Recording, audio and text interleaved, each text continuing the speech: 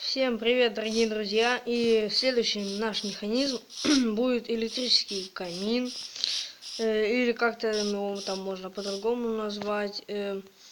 Ну и сделать его не очень, так сказать, трудно, так что это будет быстро.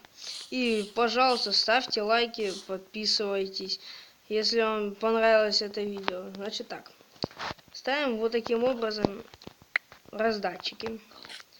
Именно раздатчики, не выбрасыватели. Внизу и вот так. В нижний огниво, который наверху, в воду. Сейчас. Так. Заделываете это все вот так. И еще вот так.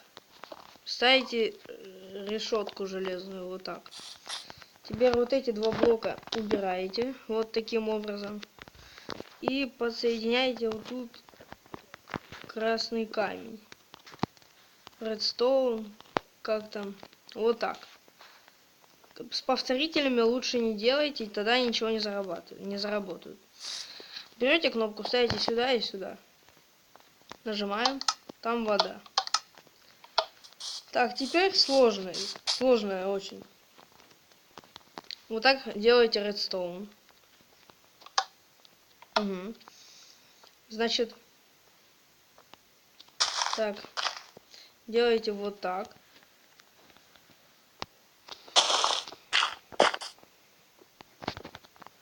Сейчас так. Получается, что вот тут, да, будет наш этот. И делаете вот все вот таким образом. Сейчас, давайте проверим, правильно или нет. Потому что если неправильно, надо чуть-чуть по-другому. Так. Да, неправильно, значит, вот эту ямку надо, значит, делать аж вот тут. Так, давайте вот так. Вот такая ямка.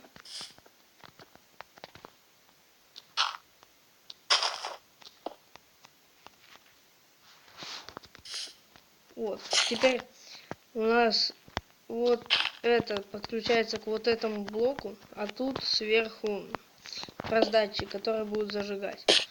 Ну, теперь это можно как-нибудь вот так будет спрятать.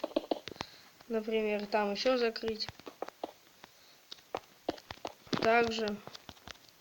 Значит так, теперь при нажатии на эту кнопку у нас типа загорается камин. При этом тушится. Надо убрать воду, еще раз нажали. Все.